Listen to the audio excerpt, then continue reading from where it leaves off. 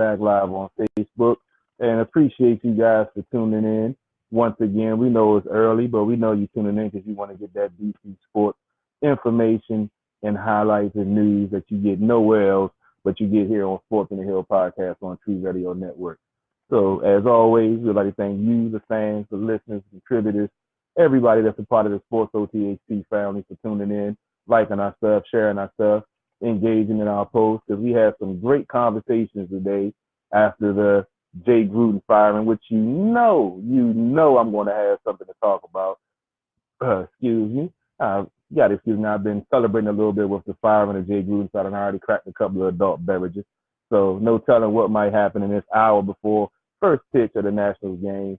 We also going to talk some Capitals. We got Anna Kay on the line. We're going to talk some Mystics, who ended up winning Game 3, going up 2-1, with the chance to close out the WNBA Finals tomorrow night. We'll definitely talk about that also. And we got to talk about the Nationals and the unfortunate loss yesterday, and hopefully the game tonight that continues this series and hopefully makes me a prophet again, because I said Nats in 5. So we're hoping for that. But let me go ahead and digress and dig in a little bit on this Redskins talk, because we went into the post game last night, but we're not really going to talk about too much about the game, because we did that in the post game. We all saw it. 33-7. Redskins look like they've looked all season. They finally pulled the trigger, fired Jay Gruden this morning, which, if you tuned in yesterday on the pregame and postgame, if you read my article from 2 weeks ago, if you read my article from 2 years ago, when I put it down to be on the record that Bill Callahan would be taking over this team. 2 years ago, I wanted him to be the offensive coordinator because I was trying to be optimistic and think Jay would finally get it about being an NFL coach. But after we saw the first week of this season giving up 25 unanswered points with the same ineffective, inconsistent offense, so we've seen the same thing through the whole season, through the first 5 games. It was time for a change.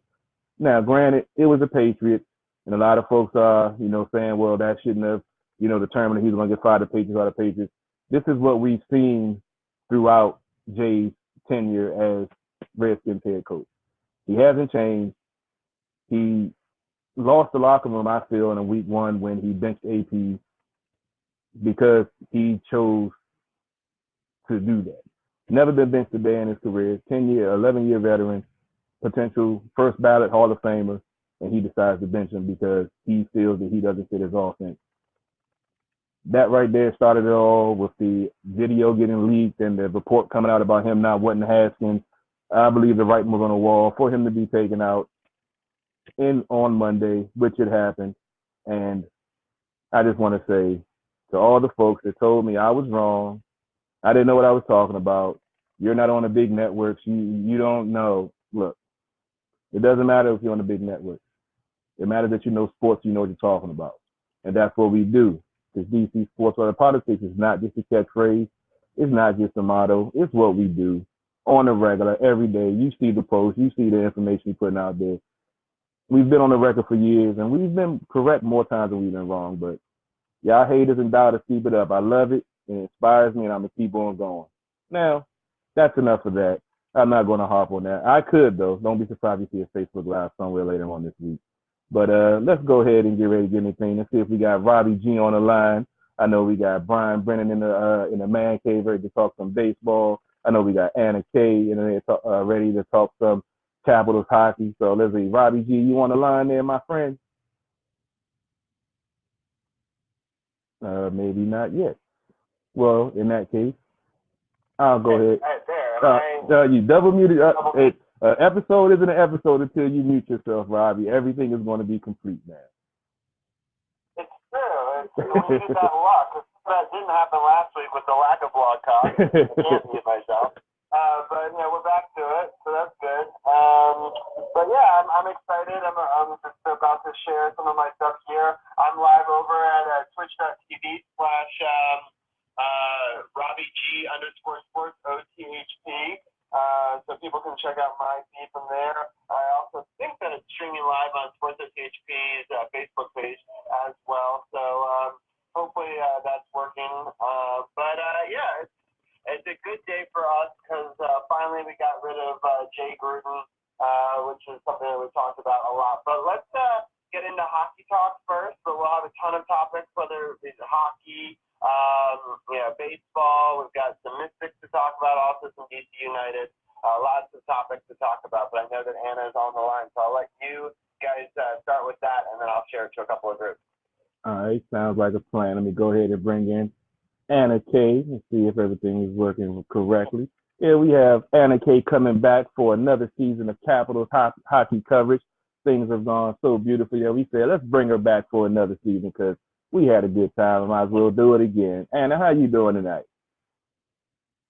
I'm doing great, and I am honored to be back for another season with you guys, although I feel your pain with the Jay Gruden. If you recall, my Niners went through a ton of coaches themselves, so been there, done that, and, can only hope for the best for you guys from now on, and let's, go Niners tonight for Monday Night Football. That's okay. I am here to talk about this Washington Capitals. Yes, indeed. The hockey season is here. Finally, you get some good hockey. The Caps already starting out 2-0-1. They took an unfortunate loss to Carolina. I didn't get to see that game. I was a little upset when I saw the final score because they jumped out to a lead, and I thought it was going to be another Capitals victory, but unfortunately, they did not do that. So, Anna, I'll let you go ahead and break down some of these first three games, and let's talk about it. All righty. So last Wednesday, the Caps kicked off their season against St. Louis Blues, and they, of course, had their banner-raising celebration, which was interesting because a lot of people on social media found it quite boring, which just shows how awesome the Capitals players and fans are, because I thought our banner-raising was emotional and fantastic and really got everybody riled up. Not so much there, but that's okay. So their first period, the Blues did score within the first 53 seconds, and followed by a power play goal at 7:55, giving them a 2-0 lead. But then our captain scored. His first goal was assisted by Carlson and Eller at 15:57 to close out the first period. And this was one of those moments, again, on social media where people were taking bets on who was going to be the first Capital player to score. I had my money on Brana, but here you go with Alex Ovechkin. You never disappoint. He is just fantastic. Second period only had one goal, and it was a power play goal from Borlock, assisted by Jensen and Eller, tied up 2-2. There were no goals in the third. But going into overtime, here we go with Jacob Brana scoring his first goal of the season at 2:51, assisted by Carlson and Oshie, making it the first W for the Capitals. And this, I loved this game. I thought they came out strong, and I thought that we didn't have any issues with let's get the nerves out, get this out. No, they came out ready to play, and I love that, and I love the fact there was minimal penalties, because that always takes away from a huge part of the game. And shots on goal, you have 34 for the Capitals, 22 for the Blues, so it was good. I think Holtby looked good, the players looked good, everyone felt that vibe of, okay, it's hockey season, and they all looked healthy, and I think it was a good way to start off. Definitely, I agree. It was a good game to watch, especially with it being the first game. The whole banner raising, I didn't even really watch it. I turned it on right after when face-off started. Yeah, I'd rather just see the Capitals raise the banner, and that's it. I can't watch anybody else do it after we saw what we saw. I'm spoiled now. I don't want to see anybody else do it. But it was definitely an entertaining game. It was definitely, for it being the first game of the season, it was physical. They showed chemistry and showed, I didn't really see too many breakdowns. I didn't see any odd man rushes. The penalty kill was solid when they had to kill some off. And it was definitely that first goal by Ovi was lovely. The way he faked the shot, dipped inside, and then caught the goalie slipping. It was beautiful. Ovi's going to be Ovi, and he's starting out the season the way he always does, scoring goals and doing his thing. And it's just good to see the team coming out the gate looking good, playing good hockey, especially with some of the younger guys that got in the lineup now. Absolutely. Absolutely. And I don't know, Robbie, if you had a chance to watch the games. I don't think there was anybody that I have like a, hey, this person was fantastic and this person wasn't great. I thought that they looked good across the board. Yeah, I did get to watch some of it. I was actually at a really cool concert downtown, but I love the NBC app, and you can watch it in between acts. And it was great. The concert let out right as the third period was sort of getting to crunch time, and I was able to watch that into that game went to overtime, right? Yeah, and I was able to watch the third period in overtime on the Metro home because I was taking it the right way, going towards Glenmont, and it was above ground, which was great. And so I got to watch that. And right as I got to my car, they scored Rana scored that game-winning goal. So I got to celebrate in the parking lot. People gave me a couple looks, but I was very excited, and so that was great. And I just thought, what a gutsy performance. It's hard to deal with some of those nerves and the energy in the building. I mean, remember, we just took it to Boston last year. So for us to take those first two goals when they come back, force an overtime, make it a win, I thought was pretty exciting. Absolutely. And I think that first 51 seconds into the first period goal for the Blues was to be expected. I don't think anybody was truly surprised. They're, like you said, they've got that adrenaline rush going, and everyone's going kind of crazy. But it was a great game. It was very, very smart hockey on the Caps, and which is always great to see. People, I know people can sometimes say that the first couple of games the players look sloppy or out of sync, and I didn't see that, which says that they've been practicing together, and like Carol said, that chemistry is definitely showing, which is fantastic.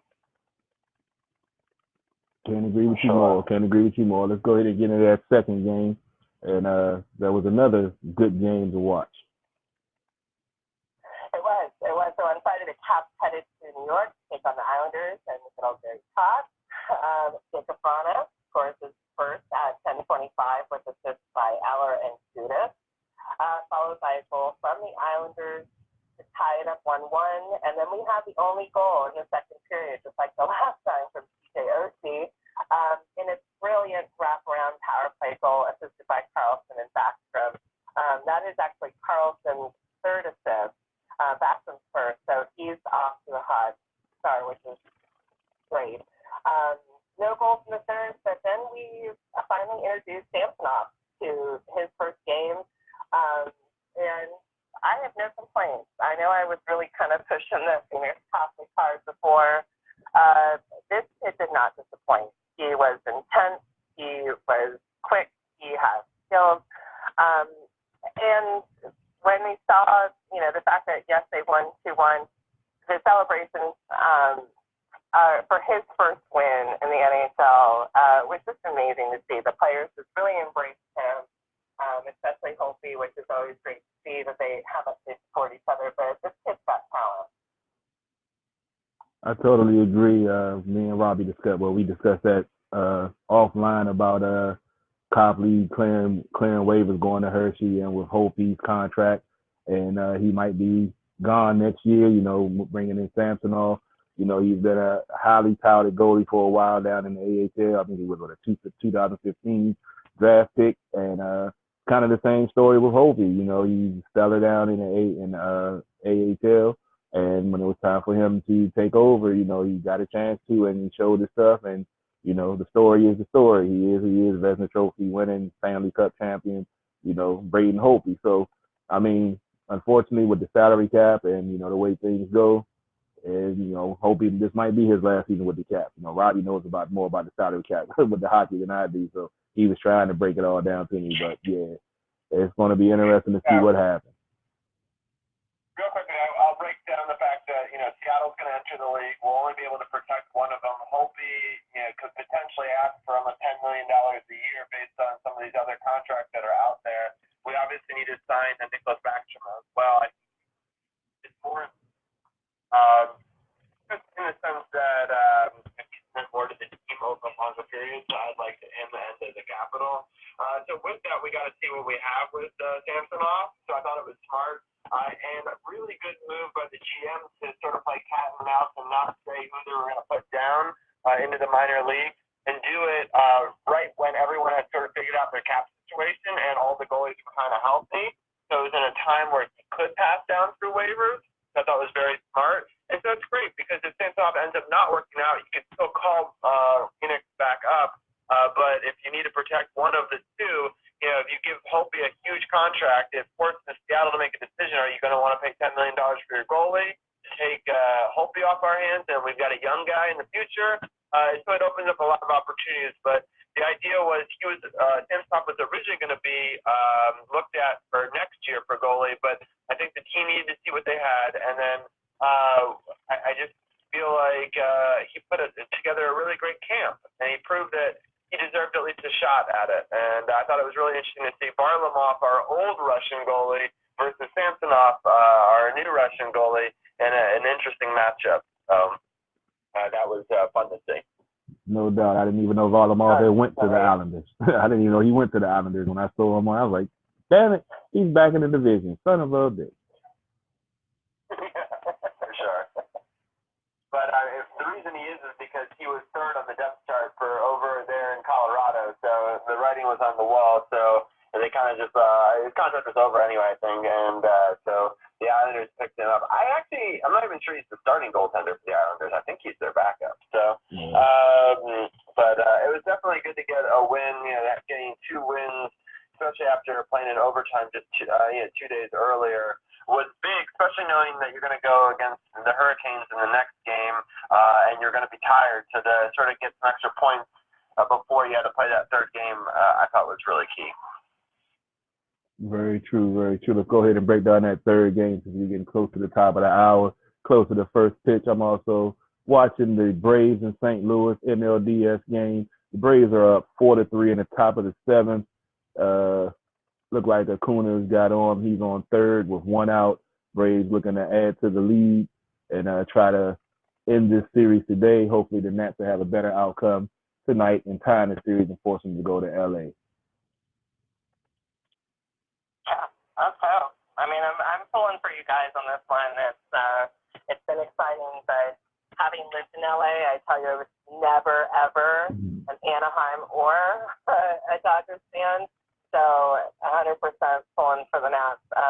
So I'll go ahead and wrap up this Canes game because you knew it was going to be intense going in, and it definitely did not disappoint. So on Saturday, the Capitals finally kicked off their home opener against Carolina. It was intense. Getting some feedback there, Robert. Go ahead, Anna. You good? We had a little interference there. I don't know what that was. Hey, it's internet radio and it's live. You know how it goes. Big brother, right? All right. So we'll say in that the first period that Halfway scored his first NHL goal with Capitals at 17:23, assisted by Leipzig. And then the second period was again, there we have TJ Oshie with assist by Brennan and Gudis. Third period, unfortunately, was all the Canes, and they tied it up to have us go into overtime. And at 4:04, the Canes scored, and the Caps lose 3-2. The face, I don't know. I'm kind of on the cusp, and I would love to know your guys' opinions on the face-off being better than last year, but they're still not super great. Power play, big weakness that I'm hoping that as the team continues to play, especially against Dallas and Nashville this week, that the numbers don't come out like 0-4 and 1-4. And we definitely saw more penalties against the Carolina team. And I think as fans, we knew this was coming. This is a huge rivalry. I'm seeing it bigger than the 10 in the future for sure. But there was a lot of animosity on that between these two teams, and unfortunately, we didn't come out with the win, but that's okay. It was definitely a 60 minutes of hockey that the fans wanted to see. Yeah, definitely Carolina's going to be a tough matchup. They're an aggressive team, a big team, and they take away time and space. And we saw that in the playoffs last year. And we know that there's going to be a tough matchup with them. Unfortunately, they took the home loss in overtime. They still got a point, but you definitely don't want to leave at home, especially in your home opener. Now about the power play, well, you have to remember Kuzi isn't out there yet. But once Kuzi gets there, then everybody be in their position, and then we'll probably see the power play start to get back to what we're used to. And it's still early in the season, so you know it's going to come. So I shouldn't even be a concern. We know how good this team is on the power play, all the skill that they have, all the options that they have. So that's not really even I'm not even worried about that. I know it's going to come together when Kuzi gets back. And but then, like I said, Carolina is definitely going to be a bigger rivalry, especially with them putting the Caps out last year when they were trying to repeat in the way they did, Game 7 and all of that good stuff. TJ Oshie got hurt. So that's definitely going to be a heated rivalry, a heated series this whole season. The Pens Caps, only time I think that's really serious is when it's playoffs. Regular season, we know what we're going to get. We're used to seeing Sid and Ovi going at it year after year, but I don't think it picks up until playoffs. But this Carolina series Carolina team with the way that they play and how aggressive they are, you can still, be like, I'm going to just play a regular game. But once you get checked a couple of times into the glass and get some elbows and stuff that the refs don't call, it's automatically going to ramp up and bring those old playoff feelings back. And the next thing you know, you got a heated game going. Absolutely. What is your take? And their coach. Yeah, that too. Robbie, did you have a take on this game? I know I didn't get a chance to watch it. I was working, unfortunately. Yeah, I was unfortunately I didn't get to watch the whole thing. I was out and about, but I did catch parts of the game. I was disappointed. I didn't get to watch the very end of it. I didn't get to watch overtime.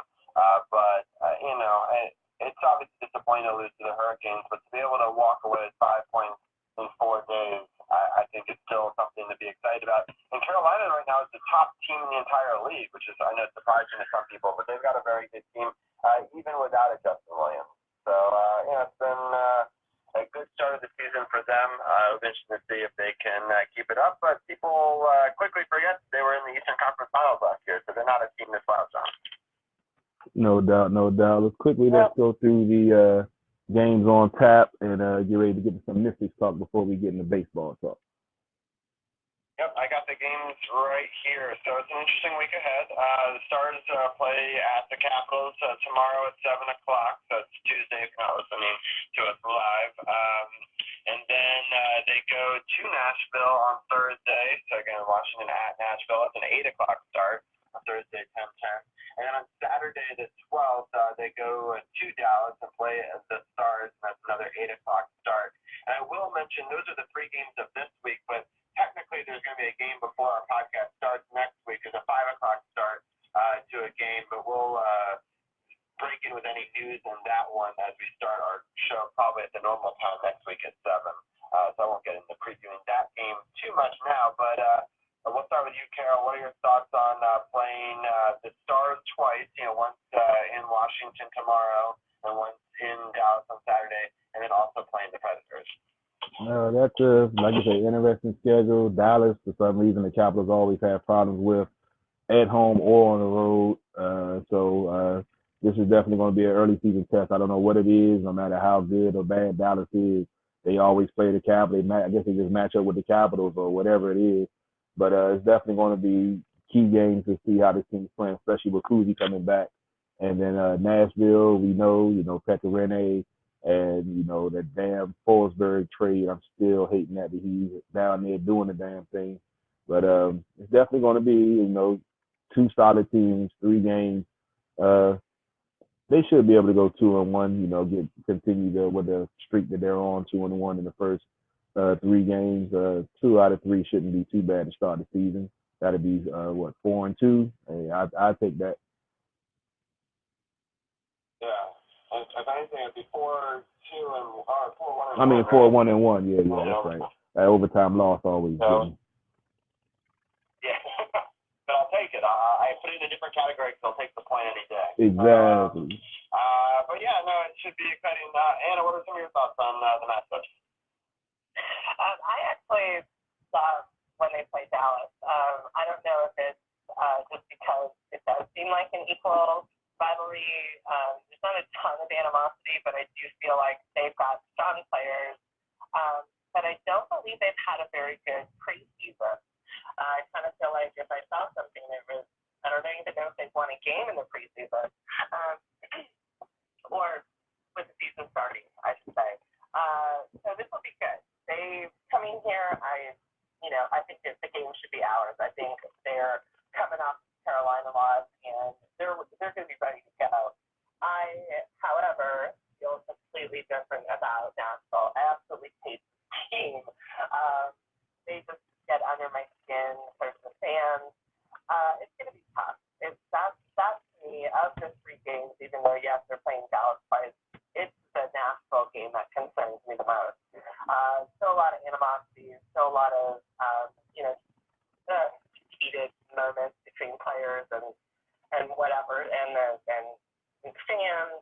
So I see smart, fast, good hockey.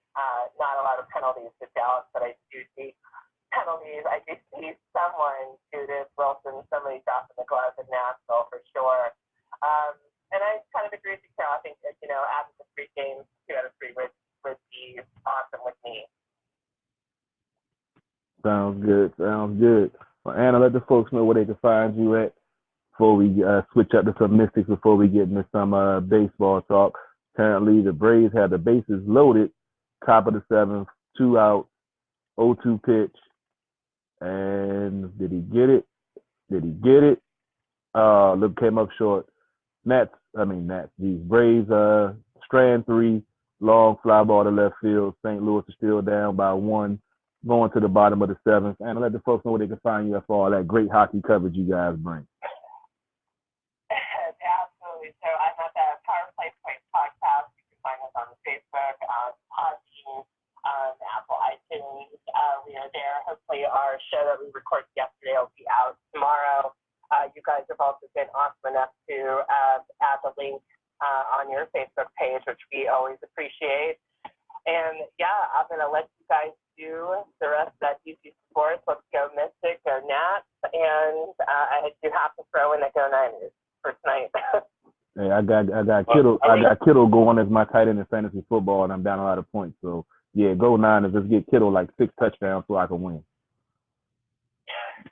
That works for me because I'm in second place in my football pool against my two brother-in-laws, and I'm like, I need the Niners to win, and then I'll be in first place. So let's hope, and then rooting for them regardless. So I hope you guys really get a pull for the Nats tonight. It would be fantastic to see them, especially against an LA team.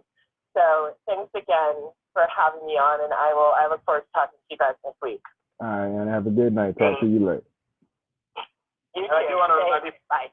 If you go to SportsOTHP.com, as Anna was mentioning, we do have a link that has all of their episodes right there. So SportsOTHP.com, click the Power Play Point podcast link. You'll get all of Anna and Gil's great content, as well as you can check out articles written by Duchesne by clicking on that button. We've got all of our old podcasts. You can hear Carol talk about, the Redskins should fire Jay Gruden for years. So that's good. And thank you. Sorry, I got a baby crying. I've got horns going. It's a rough time over here. I didn't know what happened. Yeah. So, anyway, we'll switch to Mystics talk here. I'm going to switch the graphics so we can start talking about some of that stuff. So, Carol, why don't you let us know how the 2 Mystics games went? All right, let's go ahead and do a quick WNBA Finals wrap-up. The Mystics are ahead of the Connecticut Sun, 2-1 lead. Yesterday, they had a 94-81 victory where Elena Delle Donne came back. She left game 2 with back spasms and was diagnosed with a herniated disc. They had 4 games off in between game 2 and game 3, which worked in the Mystics' favor because her presence on the court, even though she wasn't a leading scorer as she normally is, her presence on the court definitely helped this team in paved the way for this team to win. Just a quick recap of the first games of the series. Game 1 was a 95-86 victory by the Mystics. Game 2, in which he got hurt, was a 99-87 win by Connecticut. And Game 3, as I said, was a 94-81 win. The team shot 51% from the field, 59% from three-point range. They out-rebounded Connecticut 34-27, and they had 20 assists on 34 shots. The leading scorer of the game is my girl, Christy Tolliver, 20 points, 2 rebounds, and 10 assists. Emma Niesemann, she had 21 points, 6 rebounds, 1 assist, and 1 steal. And Natasha Cloud had 19 points, 2 rebounds, 4 assists, and 1 block. Elena Deladon, I believe, had 16 points and 4 rebounds and 2 assists in a little over 30 minutes in the game. You know, they want to keep her fresh. They got her out of the game. Not even going to say they got her out of the game early. It was competitive to the end, but Mystics pretty much prevailed, did their thing. They have a chance to close out tomorrow at 8 o'clock. 8 o'clock on ESPN2 in Connecticut, and that will be the Mystics' first WNBA championship in their 21-year franchise history. And hopefully we will be having a championship parade, which I and Robbie, possibly both of us, one of us, all of us, I don't know, but we definitely will be there and bring you some coverage of it. Sounds good. Yeah, I was happy to see that she was able to gut it out and really lead the team. She had a block and just all around was able to contribute. It doesn't have to be scoring, but just to even have her out there to help space out the court and draws a lot of attention away from some of these other players that were knocking down the three-point bucket. So, sometimes like an MVP caliber person, they don't have to play to that MVP level for them to still be effective. And my theory was if she didn't play, they had no chance in the series. Even if she plays at 50%, they have a shot. So I think that's really the key for the Mystics. And so again, as Carol was saying, Game 4, Mystics at the Suns are tomorrow at 8 o'clock. All these games are on ESPN, the Uno, as we call it.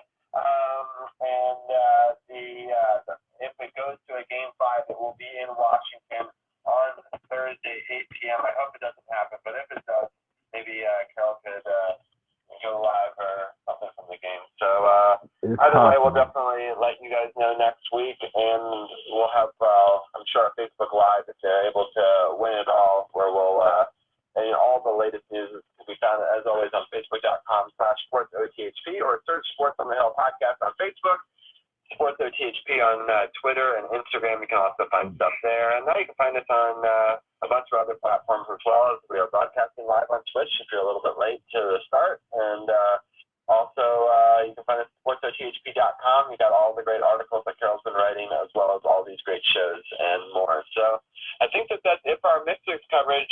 Carol, are you ready for me to bring in Brian Brennan here in the man cave, and we'll get into some baseball talk? Yes, sir. That's definitely good because, like I said, I'm watching the Braves St. Louis game. Let's go ahead and talk about these Nats and talk about Game 3 of the NLDS.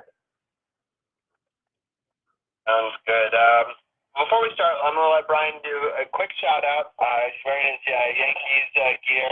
Just let the people know how the Yankees did in the first 2 games. The Yankees won their first 2 games. They have a 2-0 lead against the Minnesota Twins. Game 3 is tonight at 8:40. Hopefully the Yankees can get the sweep. We'll see what happens. Tampa Bay beat Houston today, so anything can happen. Maybe they can force the Game 4, but the Yankees have absolutely dominated the Twins all time, really. They've just owned the Twins. Like, they think they've won 13 games in a row against them or something crazy. And so hopefully it continues tonight. And we'll see about the Nats tonight, too. It should be a great night of baseball going forward. Yeah, I'm looking forward to it. I'm pulling up the schedule right now. For some reason, my OBS glitched. So luckily, I saved things to back up. And I now have the schedule up if you're following live on Twitch. Again, it's twitch.tv/RobbieG_SportsOTHP. I'm also simul-streaming it on our Facebook page, so you can check us out on our Facebook page as well if you want to see my producer stream with some additional stats. And right now you can see the schedule. So, Carol, when we last left off, it was before 4 games that have now happened. So it was before the wild card game, in fact. So take us back to that big, sort of surprising victory over the we really not going to rehash all the back with this NLDS series, I believe it is, but it was definitely a game to watch. I was in the lab, nervous. I had to switch some TV, switch the game, and then I was watching on the app because things weren't going well. The Nats were down 3-1 when Juan Soto comes up to the plate, bases loaded, bottom of the eighth. Nats down to their last 4 outs of their possible season, and he has a great at bat, hits a RBI double into a 2-run RBI double into the gap. The right fielder misplayed it, overplayed it. The ball gets past him. Rendon scores from first. Nats take a 4-3 lead, and the rest is history into the NLDS. But going back to the beginning of the season when we spoke about, we were talking about Bryce leaving and the impact on the team, and when they were 12 games under 500, myself and Paul, we were still on. We were telling folks, this team is different. They're going through adversity. They're going to find a way, and they're finding a way to win. So that's why this game right here, to me, has a different feel because, this team has had their back against the wall for a while when they were so far under 500 that they, got that playoff feel throughout most of the second half of the season. So with Matt taking the mound tonight, we're hoping for the same performance we saw when he came out the bullpen in Game 2, when they took Game 2 of the series, which we're going to talk about in a little while. But it's definitely going to be a classic game tonight, and I can't wait for it. So, Robbie, if you want to break down the games game by game, we can break them down, or you just want to go ahead and talk about what we might see tonight? We can do a little bit of a game by game, not too long, but then get into what we're doing today. One little comment about the Brewers game before we let that one go, because I think it's a really important win. Because in my mind, all they had to do was get past the wild card and get one, division series win for it to be a successful season. And there's a question that's put around on a lot of different radio stations. What do you consider a successful season for the Nationals, right? Because at the beginning of the season, it didn't look like they were even going to make the playoffs. I didn't think that just winning the wild card by itself was enough because they were ending up getting swept. Even by a great team like the Dodgers, I felt like that, what's the point to get to the next round and not even win a game, right? So I kind of felt like they needed to win at least one game. But back to that Brewers game for just that 1 second, do you think Soto was right to try to get caught in the rundown? Because some people thought, oh man, he should stay on second, get a chance to get a couple of additional runs there, to try to pad that lead a little bit more. He said after the game that it was actually by design. He wanted to distract them and maybe have them screw up that, the throw in, and there's a lot of advantages there because it's like, oh, we can at least get the sure out, but then it kind of alleviates, a play at the plate. Carol, what were your thoughts on that? I really wasn't too concerned about it. It definitely could have came back to bite him, especially with the way the bullpen has let him down in the past. But I just think he was caught up in the emotion with the ball getting past him, Rendon getting home. He could have, stayed there. We had actually a base running blunder in last night's game that I'm definitely going to break down a little bit before we start talking about tonight's game. But I really can't fault him. Bottom of the eighth, you get the lead. All you got to do is get 3 more outs. It could have came back to bite him, but fortunately, Daniel Hudson handled his business in that bottom of the ninth and got the out, and that's where we're able to move on. We can always nitpick and go back look in hindsight, but emotion of the game, caught up in the game. He thought they were going to go home trying to get Rendon, and maybe he can get the third with 2 outs and maybe get another run across, because that's the other thing that the Nats are the team led the majors in 2 out scoring. And, he got that hit with 2 outs. So, maybe he was trying to get a third and maybe see if another hit could have got another run in. So, we can look at it and, look at the negative of it. I look at the bad of it. But, I look at it as he was caught up in it. Maybe he was thinking, get the third. They're going to throw it home to try to get Rendon and got caught up. But, hey, they won the game. He came through in the clutch, and they're fighting for their playoff life tonight. Yeah, for sure. Well, we'll quickly do the Dodgers Nats first game. That one was a little bit more of what I was afraid might happen. It was just sort of a 6-0 shellacking. We put Corbin on the mound, who has been historically really good against the Dodgers, but he looked a little bit shaky. He looked like he had never pitched a playoff game before, which is he hadn't. So what's your thoughts on that one? We'll definitely break down game 2 more. Yeah. Well, with me, I was watching this from the start to the end. He got the first 2 out. And then next thing is like he lost his release point, and then he walked 3 straight batters. And luckily, he only gave up 1 run, which kept the Nats in the game. But mentioned that he hadn't been in the playoffs before, so that is a pressure situation. But just like game 3 we're going to talk about, when he came in relief, he got 2 outs, but he couldn't get that 3rd out, to avoid any runs given up. Last night was a lot worse than the one he gave up in game 1. But it happens, especially with someone in the playoffs for the first time, starting, game 1, bright lights, LA against the perennial World Series contender. Maybe, pressure got to him, but it throws me off because the first 2 outs that he got were strikeouts. So it's like he had the control, he had the location, and all of a sudden it just went out the window. So, I mean, it happens sometimes with pitchers. Luckily, he got his release point back, and he pitched a decent game until he came out, and then, the Dodgers, being the Dodgers, got some late runs, off the bullpen. But for the most part, he pitched decent enough for the Nats to win that game if they could have did something against Buehler. But Buehler was, Buehler. He was having a stellar season, and he was had the Nats guessing the whole way. Yeah, and I mean, to be fair to Corbin, after the game, I believe it was 2-0. So it was still like anybody could have. That's not a bad performance, especially against the Dodgers. Yeah, it was definitely the bullpen, which has been our Achilles heel all season. In fact, I saw this stat and I didn't quite realize it. The Nationals are the worst in history bullpen ERA ever to make the playoffs. So, worst ever. And so I can understand why they keep on going back to starting pitching, because they thought they had addressed it, and what's scary is it's better now than it was at the beginning of the season. And I feel like those numbers at the beginning of the season even dragged it down further. But over the last couple of months, it's been better, but still not to the point where you trust them against the Dodgers hitting. So I thought they put together a better game plan in game 2.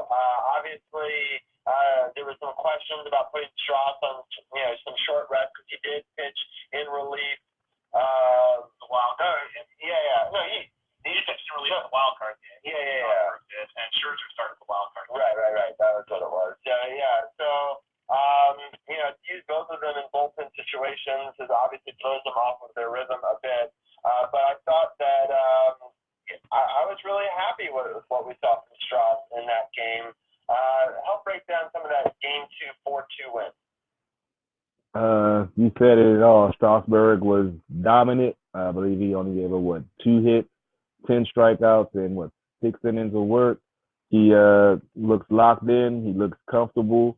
He in his 5 postseason starts, I believe he's only the 4th pitcher in MLB history to have 10 strikeouts and no runs given up in those starts in the time that he was in the game. I mean, he's locked in. He's pitching like the ace we knew he was. If he wasn't on the same team with Max Scherzer, he would have been starting the wild card game and, been doing that. But I'm loving it. He broke his career record with wins. He got 18 wins. He broke his career record with strikeouts. I believe it's 248. So, I mean, it's a good thing to see. And if they can force going game 5, who's taking the mound. So I have confidence. That's why I said Nats in 5. We just need Mad Max to do his thing tonight and be locked in like he was when he came in that game in the bottom of the 8th and struck out 3 Dodgers on 14 pitches. And if he can come in locked in like that tonight, I'm confident that the Nats can go to LA. And with Strasburg on the mound, I'm feeling pretty good. Yeah, it's interesting you say that. The reason that they wanted to pitch Strasburg in an important game 2 is, first of all, you need to get some wins on. Yeah, so to try to force a game 4 and 5. But the other thing was the manager said the biggest reason for it was that he could pitch him in game 5 on regular rest. So I thought that was interesting.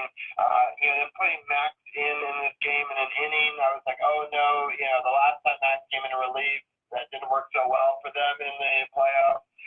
He pitched so well that my opinion, I was like, if you can get it under 20 pitches, he could still pitch game 3, and he did it in 15 pitches, so it was under. But then I was sort of thinking, like, man, should he have just finished this game? He was so dominant in that inning that I was like, oh man, like,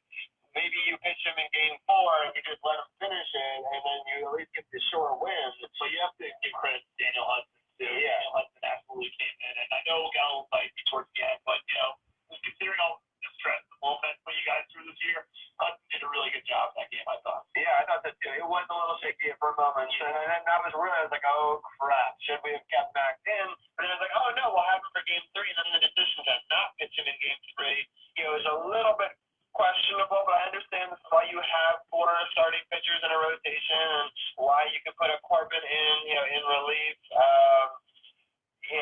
We'll obviously get into game 3 in a second, but I thought that the manager pulled all the right strings in game 2.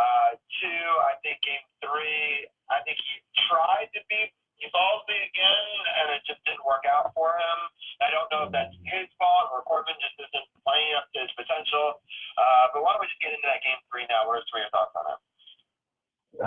You said a mouthful with that. We'll see. Okay, before we get into that, I gotta give shout out to Davey Martinez. Everyone knows how critical I was of him last year, and my bro that passed away would always laugh and say that I'm racist towards Spanish folks or Mexican folks because I was so hard on Martinez. But got to give that man credit for the season that he's had. We talked about going 12 games under 500 and only being the 19th in Major League history to make the playoffs after being that far under 500. And the wild card game, he pulled the right strings with putting Zimmerman out there to, make them switch pitchers and pulling them back and putting them back out there and choosing them in the right situation. As you mentioned, game 2, pulled all the right strings at the right time. Daniel Hudson came in and got a little hairy, but he did the damn thing. But unfortunately, game 3 with Corbin, it took a turn. The Nats had the advantage. Juan Soto hit a nice, beautiful home run in the first inning to give the Nats the lead. The Dodgers chipped away, made it 2-1. The Nats had 2 opportunities in the 4th and the 5th with 2 men on, with the man and runner scoring and scoring position, and weren't able to get him home. And unfortunately, once they took out Sanchez, who pitched a pretty decent damn game. He gave him 5 innings with giving up 1 run, but I believe 2 hits. So he pitched well. He left the game in good position for the Nats. The issue was that they couldn't get any runs on Ryu after they got those 2 men on. He's a nasty pitcher, and he found the way to get out of those jams, and the Nats weren't able to take advantage. And then once they brought in Corbin, I like the move because Corbin is a left-hander. They were going up against a right-hander. That means they would have to adjust their lineup. They haven't had success against left-handers like that. And the first game, he only gave up 1 run. He has a minuscule ERA against them. So I thought it would play out better. When he got 2 outs, I was like, yeah, perfect. 2-1, about to get into the late innings. You got Doolittle, you got Rodney. Yeah, we're going to close this out and go up 2-1. But some reason, again, just like in the first inning of game 1, he got 2 outs and couldn't get that last out. The ball strikes calls, it was close. So I'm not even going to say that the umps missed some calls. It was close, but he wasn't as dominant as we've seen him against the Dodgers in the previous team with Arizona in the previous 2 games he pitched with the Nats this year. So unfortunately, like you said, Davey pulled the string. Unfortunately, Corbin wasn't able to execute and get out of the inning clean, and the Dodgers put up 7 runs with 2 outs, which kind of is ironic, they being that the Nats led the league with 2 outs scoring in the majors.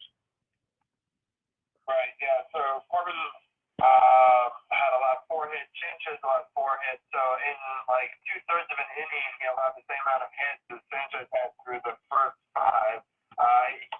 Corbin did get those 2 strikeouts to start, but those 2 walks ended up really hurting him, and he got 6 earned runs. And Juan Suero comes in and gets another earned run. He's been kind of really, bad. I don't know.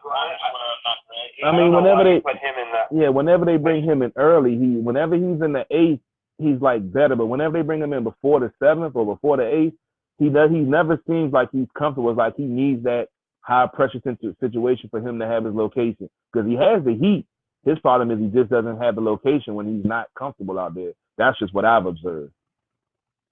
Right, and also I think he's better with coming on a clean inning at the beginning of the inning. He's really bad with inherited base runners. Yeah, it's true. Remarkably bad.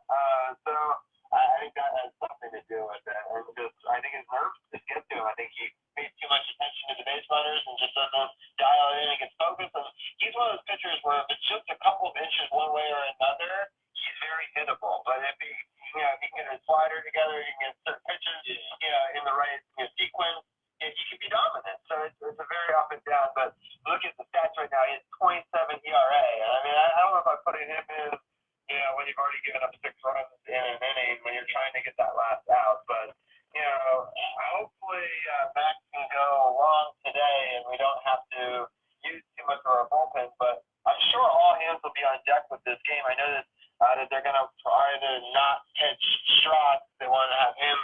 at Game 5 if we can get there. But I'm pretty sure that everybody else that's possibly available is going to be. So how he chooses to manage the thing, it's going to be an interesting matchup for sure. And I just hope that, Max has been okay in the playoffs before he was a national. He's never played particularly well except for that one inning we were just talking about. But it'll be interesting. I still say that, if you want a game to win, Max Scherzer, just taking the guys on the national starting rotation, I'd still say Max Scherzer's your guy.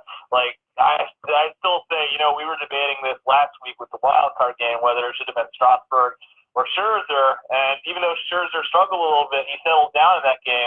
I think he's the type of guy you want in a big winner-take-all game. You want your ace on the mound, and this is why you got Max Scherzer, to win these games. So this is who you want, honestly. True.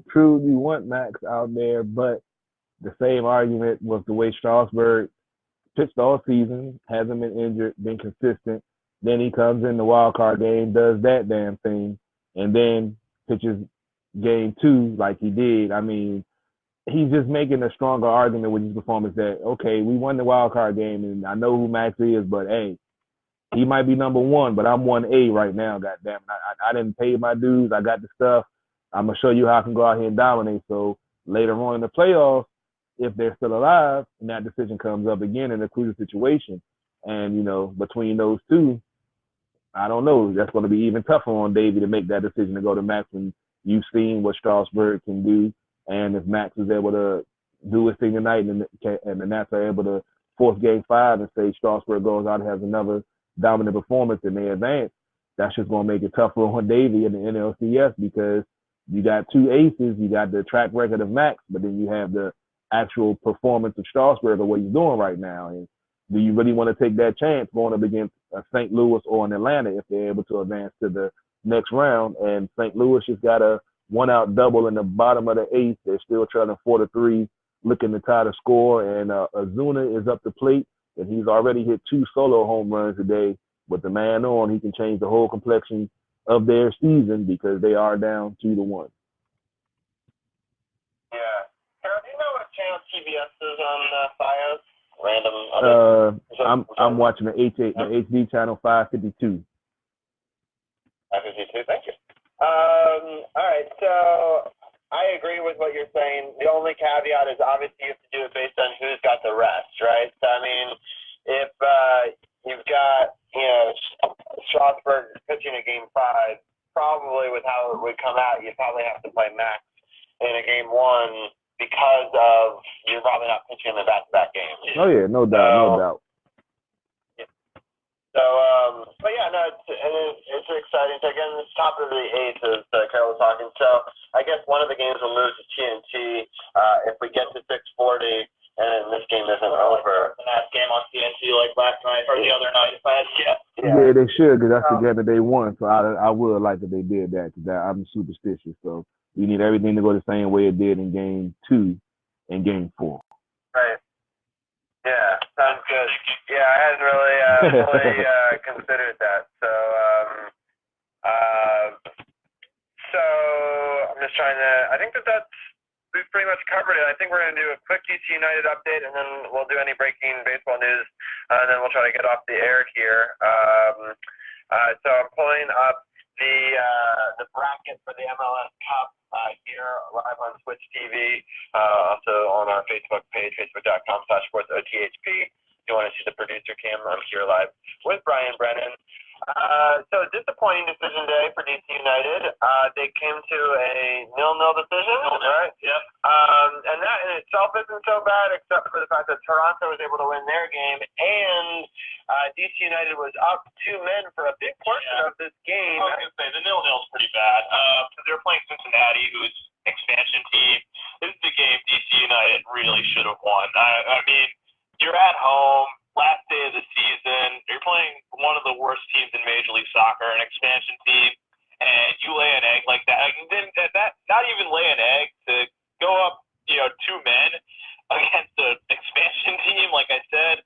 Very bad result for DC United. Very bad. And now they're going to go into the playoffs. And kind of a disappointing effort like this. They can play Toronto. It's not going to be good, I don't think. Yeah, so the way the seating's breaking down, we'll just let people know if they're not watching it live and they're listening.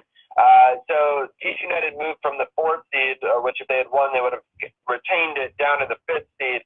And that's important because of the way that this bracket is set up. So DC United will play Toronto in round 1, and it's just a single game, right? Elimination. And then, is it? They'll play NYCFC if they win in Toronto. Right. They'll go to play at Yankee Stadium. Yeah. And play NYCFC. And this is really not the result DC United wanted. Like I said, to lose your home game to Toronto like that, and now you have to go on the road to a place. Toronto just won the MLS Cup 2 years ago, so they're no slouch. And then even if they win past that, they have to play a very tough NYCFC team. I'm not liking the way things are looking right now. Yeah, it's interesting that the 4-5 is automatically slated to play the 1. There's no reseeding in this. So even if like the Red Bull, which is the 6th seed, or I guess it's New England Revolution were to win, it doesn't get reseeded. So Philadelphia plays the Red Bull in the 3-6 matchup. Atlanta plays New England in the 2-7 matchup. Just real quickly on the west side.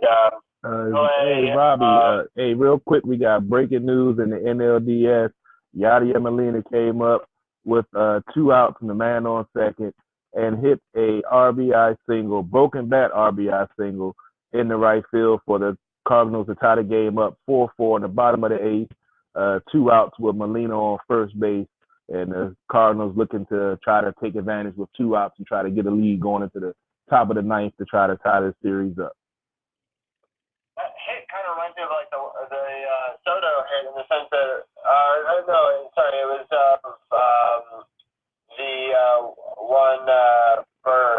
it was the wild card one. I think he gets it going with Zimmerman, where he broke it and he just sort of blooped it over. Zimmerman, that Zimmerman hit was huge.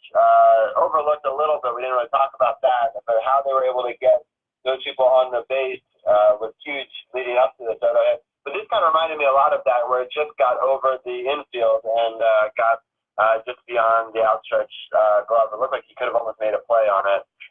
This is a good suit. So LA Football Club has got the bye, and then is it Minnesota? Right, versus LA Galaxy. So I want LA Galaxy to win because I want the LA versus LA match. Yeah, that would be really cool. That'd be great. And then it's Real Salt Lake versus the Portland Timbers. Seattle Sounders versus the FC Dallas. Yeah, so it should be some interesting stuff. Hopefully DC United advances against Toronto. Is this upcoming weekend, or do they There's an international week, so they're all on their international teams, then they'll come back and do the MLS playoffs. Got it. So in 2 weeks, I guess we'll come back with the results on that. So thank you, Brian, for helping us break down. Yanks. Yeah. So all right, we're gonna go just back to the main screen here. It was a really good week overall for DC. I'm happy that the Mystics were able to get a clutch victory. I'm also happy that the Nationals are able to force this game 4. Without winning that game 2, we wouldn't have a pregame show tonight. I thought that Samsonov was great in his first appearance as a Capitals goaltender. And, of course, our biggest news is the Jay Gruden getting fired and the promotion of a Bill Callahan that Carol has been talking about for 2 years. So finally we got to do it. So it's been a great day and week so far. And, Carol, any final thoughts on any of the sports? I know that the Wizards are playing a preseason game tonight against the Knicks, right? Yeah. So in a game that I don't know how many people will be watching, but it's basketball and it's back. It's sports. It's sports. Yeah. So I think with all the other sports, it falls to like 5th or 6th on the list this week. But I'm happy to see that the Wizards are coming back, and I have to give a quick little shout out to Bradley Beal for a wonderful article you can find on our Facebook page, again, facebook.com/SportsOTHP, or search Sports on the Hill podcast. It was an incredible article written about how much the WNBA and women's basketball has inspired him to be the player he is today. It's something that's often overlooked. People are always like, oh, which NBA stars, were influential to you? And he said that many of them were, and his dream was to play in the NBA, but his mom was the person who taught him how to have a jump shot, and she played in college ball and was an assistant director. And it was just a really great article written by Bradley Beal. And so So I highly recommend you guys go check that out. It got a lot of traction on Facebook when I shared it earlier, or right before the Mystics game where they won. So that was great as well. So shout out to Bradley Beal for not only being a great basketball player, but a great ambassador for the sport. People think that he might be a Mystics fan because it's trendy, but the day that he got drafted by the Wizards, he checked out who their WNBA team was, and he started going to their games immediately, sitting courtside to a ton of their games. So it's not like he's just suddenly become a guy that shows up for them in the playoffs, but he loved the fact that the Mystics came to his games and said he wanted to return that favor, and I think that's a really cool thing, and it's a storyline that maybe a lot of people don't know. So I highly recommend people to go check out that article as well. So Carol, with that being said, and I think we've gotten through all the DC sports for this week, and there were a lot. Any final thoughts before we let people go and watch a very important Game 4? You can actually turn on TNT right now. They have the pregame going for the Nationals. I just turned it on just now. Just want to say appreciate everybody tuning in, checking out the show, the pages, the page, the articles. We've had some of the most engagement we've had in a long time coming through our page. Appreciate all of it. And in celebration of Jay Gruden's departure from Redskins Park, I had to play a couple of sound bites. That was one of the most classic episodes I did with Hurt on Hurt's House. And I just was going over the board, and I saw these, and I was like, I got to do this since Jay Gruden is no longer a Redskins coach, and we have to deal with him. Why you keep calling that play? What's wrong with you? Look at his face. That was one of my favorite sound bites ever when me and Hurt was talking about Jay Gruden and his ineptitude almost 2 years ago on Hurt's House. And I had to get that sound bite on the board, and I'm going to use it going forward. Now that he's gone, I'm going to start using that when someone gets on my nerves. I'm going to have to hit the button. And on that note, I'm going to go ahead and end the Facebook. Go ahead. Before you end the Facebook feed, I just wanted you to give a shout out to Martinis real fast, and I wanted to point out that I will actually be in the house for probably the only game I'll be able to make it to this year against Miami. But I just wanted you to give a shout out, and people can join both of us down there this week. Oh, yeah, totally forgot. Good catch, Robbie. As always, Martinis, Sunday from noon until the last game is over. Got good food, good drinks, 725 Katy Drive, Fort Washington, Maryland. Come on down, check us out. We'll be there streaming pregame and postgame live. And no telling what else might go on down there. Come on down, got good wings, got tacos, got nice, strong drinks that you're going to need to watch the Redskins. But as I predicted and talked to folks, I believe you will see a totally different Redskins team on the field on Sunday, that they're going to be out there playing like they want to play because they finally got the cancer out of Redskins Park. And I'm not saying he was the root of all the problems of Redskins Park. I've been having debates all day with Redskins fans. We were talking about fire Bruce Allen. Boom, boom, boom. I'm not even going to get into that right now because we're in baseball mode. I'll come back and talk about that later on. You might see a Facebook Live feed or something later. I said during the week, just to, troll some of these folks that's been telling me I didn't know what I was talking about. But, I got to be me. CP3 is always going to back it up because if I got it on record, I'm going to throw it in your face when I'm right. And if I'm wrong, I have no problem saying I was wrong. That's what makes us different. But I'm going to go ahead and end this Facebook Live feed. Make sure you check out the webpage, SportsOTHP.com. Make sure you follow us on Facebook, Instagram, Twitter, SportsOTHP. Check out the YouTube channel, CP3, Carol Porter III, 3 eyes, not the number 3. And just keep following us, baby. We grown. We got some things in the works. And stay tuned for so much more. DC Sports without the politics. It's not just a catchphrase. It's not just a motto. It's what we do.